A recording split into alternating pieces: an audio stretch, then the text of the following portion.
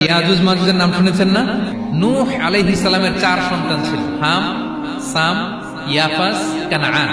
এই ইয়াফাসের বংশধর হচ্ছে ইয়াজুজ মাজুজ। জঙ্গলি হাজার হাজার শুধু বংশ বিস্তার করে। তারা এসে লোকালয়ে মানুষের উপর আক্রমণ করে, তাদের গবাদি পশু এগুলো ছিনিয়ে নেয়, ফলমূল খেয়ে ফেলে। তো জুলকারনাইন বাদশার কাছে যখন বিচার দেওয়া হলো, উনি বললেন ঠিক আছে। তো উনি বর্তমানে হচ্ছে এক পাশে কৃষ্ণ সাগর, আরেক দিকে কাস্পিয়ান সাগর। এইখানে দুই পাহাড়ের মাঝখানে ফাঁকা জায়গায় তিনি বড় বড় লোহার পাত প্রথিত করলেন, গেড়ে দিলেন। এরপরে তামা, সীসা গালিয়ে বিশাল একটা ওয়াল তৈরি করলেন। এটা জুলকারনাইন উনার বানানো ওয়াল বা ড্যাম, প্রাচীর। এখন আর ইয়াজুজ মাজুজ আসতে পারে না, ওরা আর আসতে পারে না।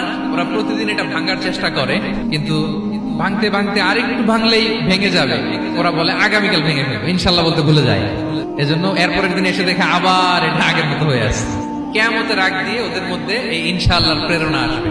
তাদের একজন বলে উঠবে আগামীকাল ইনশাআল্লাহ আমরা এটা ভেঙে খান খান করে দেব, ঠিকই ভেঙে ফেলবে। তখন তারা ভেঙে চুরে কুটি কুটি ইয়াজুজ মাজুজের দল এসে হামলে পড়বে। তারা পৃথিবীতে ফিতনা ফাসাদ করবে। ঈসা আলাইহিস সালাম তখন আসবেন, দোয়া করবে আল্লাহ তাআলার কাছে মুমিনরা, একটা মহামারী দিবে আল্লাহ তাআলা ইয়াজুজ মাজুজের মধ্যে, ওরা মরে যাবে সব। এরপর বিশাল এক পাখি এসে তাদেরকে আল্লাহর মর্জি মাফিক এমন এক জায়গায় ফেলে আসবে, কেউ জানবে না। তো তারা যে পচে গলে মাটির সাথে মিশেছিল, এই গলিত লাশ থেকে মাটি খুব উর্বর হয়ে যাবে।